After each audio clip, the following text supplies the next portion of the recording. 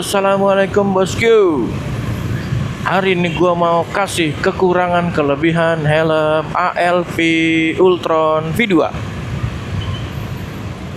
Gua pakai size M warna putih. Dapat visornya warna silver. Silvernya enak, nggak begitu gelap, nggak begitu terang juga. Ya tapi kalau malam sih terang dipakainya, enak. Ini gua beli di harga 300 ribuan. Link pembelian ada di deskripsi. Jangan lupa like, share, komen, dan subscribe. Oke, kita ke lebihannya dulu ya. Di bagian visor ini gue kasih kelebihan karena dapatnya ada warna silver. Warna silvernya juga mantap, terang gitu. Terus visor ini juga kelebihannya kalau untuk siang nggak silo, kalau untuk malam masih kelihatan karena si visornya ini kegelapannya cuma 20-30% aja. Ya, enak ini. Cuma segituan aja. Gue yakin ini bisa. Siang bisa, malam. Siang sih bisa. Malamnya pasti bisa. Oke, kita ke bagian kelebihannya lagi. Ada di bagian ratchet. Ratchet gue kasih kelebihan karena ratchetnya bagus. Nggak cepet turun, nggak cepet rusak, giginya juga bagus tuh, step-stepnya juga aman. Itu gua kasih kelebihan. Oke, masuk kelebihannya lagi. Helm ini ada stoppernya. Ini gua kasih kelebihan karena biar si visornya itu ngeklop atau ngepas. Jadi nggak kemana-mana, nggak lari-lari kemana pas ditutup, nggak atau masuk ke dalam sini atau gimana. Itu gua kasih kelebihan. Terus masuk kelebihannya lagi itu helm ini udah wearable glasses. Ada logonya kan di kanan gua nih. Wearable glassesnya ini harusnya aman dipakai di orang yang berkacamata. Karena gua nggak setiap hari pakai kacamata, jadi gua nggak pakai kacamata. Hanya buat kerja aja gua kacamataan atau pas lagi silo.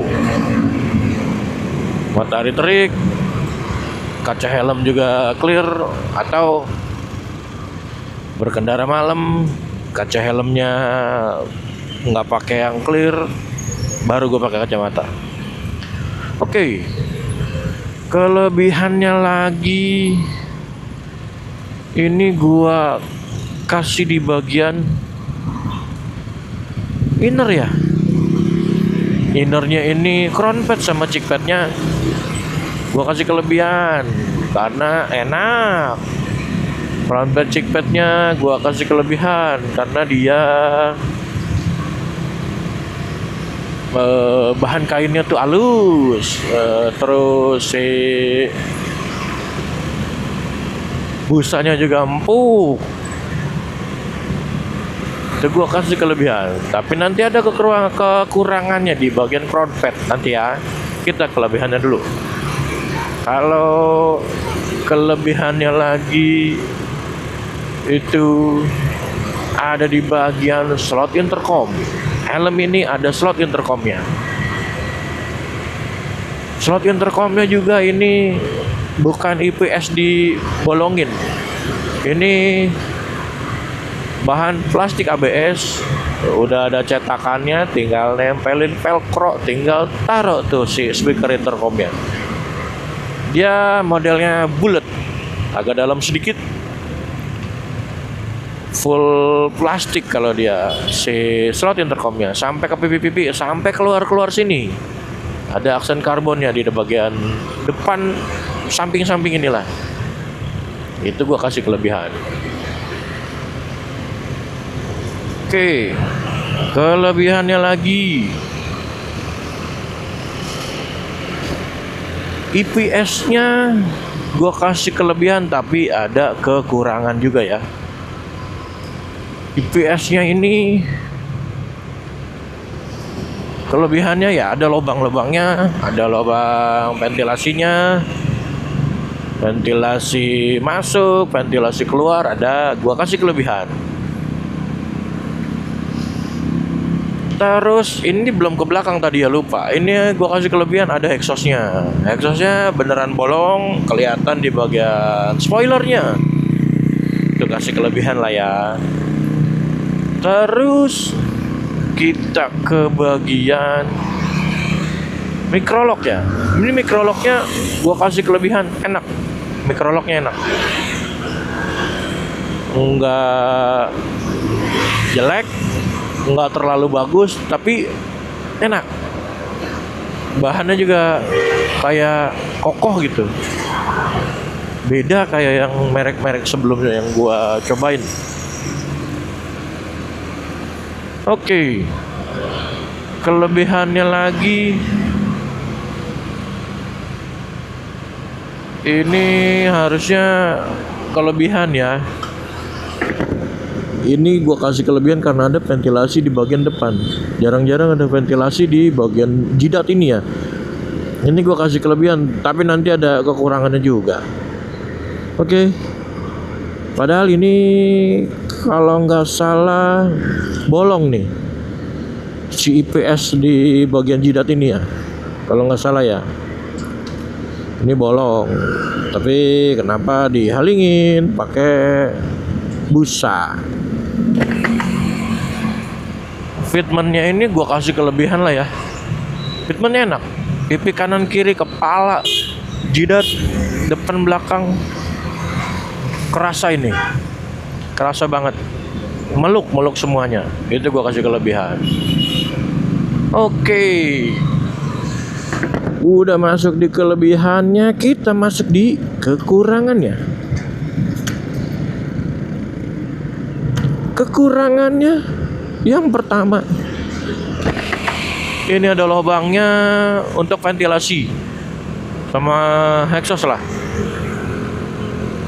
Pokoknya untuk angin masuk, ventilasi berarti. Ini gua kasih kekurangan. Ini gua udah coba nih di jalan 60, 70, anginnya tipis. Iya, anginnya tipis, 80 malah tuh. Anginnya tipis.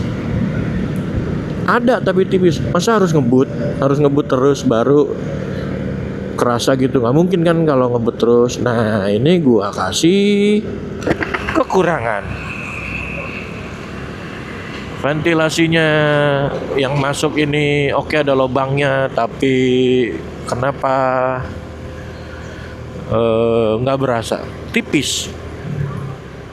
Mungkin kalau nggak pakai balak kelapa berasa ya, karena sengaja gue pakai balak kelapa. Tiap pakai helm, pakai motor itu gue pasti pakai balak kelapa. Oke, kekurangannya lagi nih, langsung aja ada di bagian sini. Kan ada kancing-kancing nih di crown pad atas. Di ujung-ujungnya ini dia kan selip-selipan bentuknya ya. Itu buat gue itu kekurangan karena lepasnya susah. Di dekat kancing-kancing ini, ujung kanan kirinya ini si crown pad ya. Mau lepas crown pad itu susah. Masangnya juga sama, agak repot juga. Nggak tahu kenapa ALP bikin kayak gini. Si Genos juga sama, ALP Genos kayak gitu juga. Itu gua kasih kekurangan karena makan waktu buat bongkar pasangnya. Kalau bongkar pasangnya nggak bener, yang ada si plastik kancingnya ini lepas dari si bahan kainnya, yang ada sobek. Terus ini gua kasih kekurangan lagi ya di bagian, masih di bagian crown pad ya. Di bagian bawahnya ini crown pad nggak bisa dibuka. Kenapa itu ya? Gue udah tarik-tarik si crown pad bawahnya ini kok nggak bisa kebuka ya? Ada apa dengan si ALV Ultron V2 ini? Kenapa bisa kayak gini? Dia nggak bisa kebuka. Mungkin ada yang ditempelin kali ya, atau dia ini sengaja ditempelin jadi nggak bisa dibuka semua, kayak itu jadi kekurangan. Terus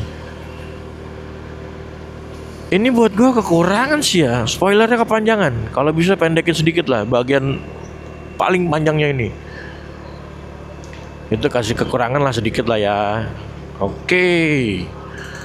Yang lainnya sih aman, cuma beberapa aja yang gua kasih kekurangannya ya.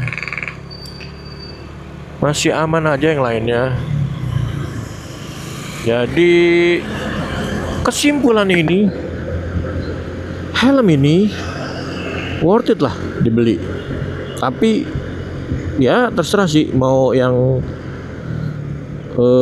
beli yang ini atau yang lain, silakan, karena gua udah ngasih kekurangan kelebihan si helm ALV Ultron V2 ini.